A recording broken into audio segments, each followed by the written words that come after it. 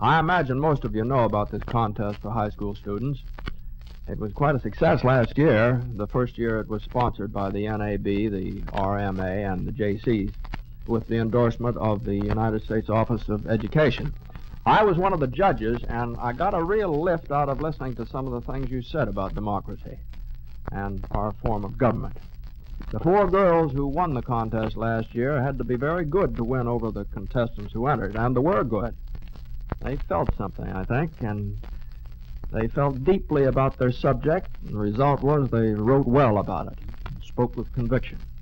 Now, I'm not an expert on government. I don't even pretend to know the facts. If you'd asked me the date of the Battle of Brandywine, I'm sure I'd have to look it up. But there are some fundamental facts that nobody can forget, facts nobody has to look up in history books. And I'm as much of an expert on those facts as any historian. So are you. They're the facts you're going to base your broadcast scripts on, because they're the basis of the way you live, the way all of us live. Well, you might say that they're the planks in a kind of a platform for democracy. Have you read the Constitution lately? I hadn't until the sponsor of this contest asked me to talk about it, and I thought it'd be a pretty good idea to brush up on it a little, even though I live every day under its protection. And you know, I rediscovered some very interesting things in it. Maybe the most interesting thing of all is the way it starts out. We the people, it says. We the people. That's the whole thing in 3 words. Those 3 words are the most powerful words in the world. They mean, to me at least, and to every American who understands them, they mean that this is a government designed to serve its citizens, not just to rule them or govern them. Now, I'm not going into detail about how it sets up our government. You know those things better than I do. And the branches of the government and the powers and duties of the branches. You know all that. I think there's a more interesting big fact in the Constitution. It's the fact that it's a platform written by the people to ensure that they'll get government by the people and for the people. Well, you don't have to have any diagrams to understand how different that is from government of the people.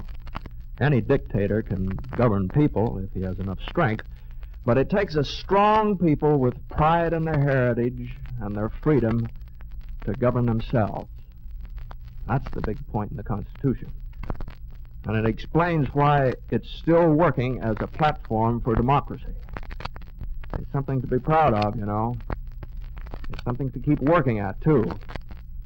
Somewhere else in the Constitution it says that this great platform has been designed to secure the blessings of liberty to ourselves and our posterity.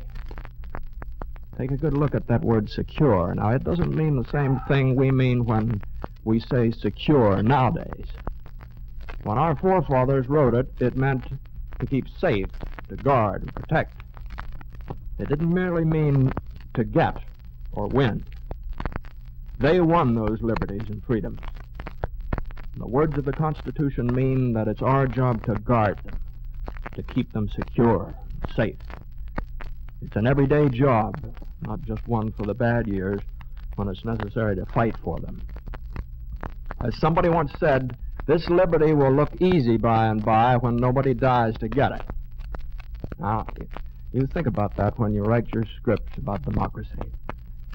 It's the everyday job of keeping liberty that keeps the Constitution alive, a living platform for American democracy.